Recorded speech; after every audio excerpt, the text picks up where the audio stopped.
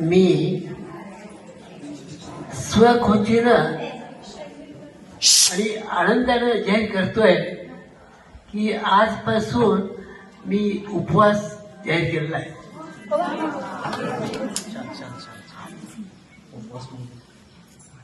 उपवास म्हणजे पाणी आणि पाण्याचंही त्याग.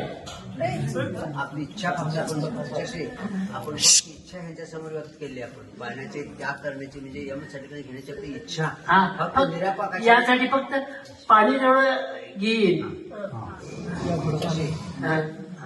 फक्त पाण्याचं मोकळी. आपले भाव फार उत्कृष्ट आहे.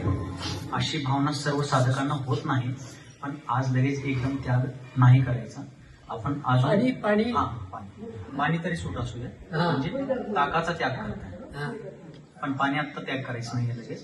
अजून थोडस पाणी फक्त दिलं पाहिजे. पाणी सोडून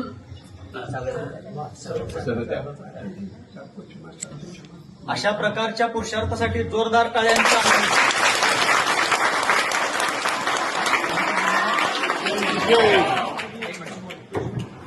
ओम नमः. बघा, माणूस हा अन्नातला किडा आहे. ऐकायला लागलाय सर्वांना पाठीमागे आवाज? माणूस हा अन्नातला किडा आहे. प्राण कंठात आले तरी सुद्धा अन्नापासून त्याची आसक्ती सुटत नसते.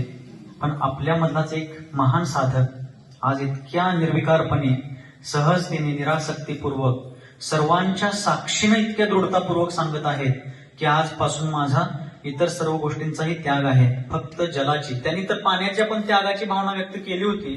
परंतु आता सध्या पाण्याचा त्याग करण्याची तशी त्यांची शारीरिक प्रतिकूलता तितकी नाहीये. अजूनही ते पाणी घेत राहतील. पण आपण सर्वांनीच यातून फार मोठा धडा घ्यायचा आहे. इतकं स्वावलंबन, इतकी सावधानता, इतकी विशुद्धी, निर्मळता आणि निर्मोहीपणा. आज इतर कोणाशी संवाद साधायचं, कोणाबरोबर रागद्वेष करायचं तर सोडून द्या. त्यांनी ज्यांना घडवलं अशा शिष्यांच्या बरोबर सुद्धा त्यांचा संवाद आता नाही. कामापुरतं काय असेल ते सांकेतिक बोलणं सोडलं तर कोणाशीही त्यांनी संवाद सुद्धा आता ठेवलेला नाही. इतकी निर्मोहीपणा. आणि त्यांच्या आता डोळ्यात पाणी दिसत जरी असलं तरी त्यांच्या नेत्रांचा कमकुवतपणा आहे. डोळ्यांच्या थोड्याशा ह्याच्यामुळं, त्रासामुळे डोळ्यात पाणी येते. नाही तर कोणी असं समजायचं कारण नाही की त्यांना काय मोह झालाय काय त्यांना काय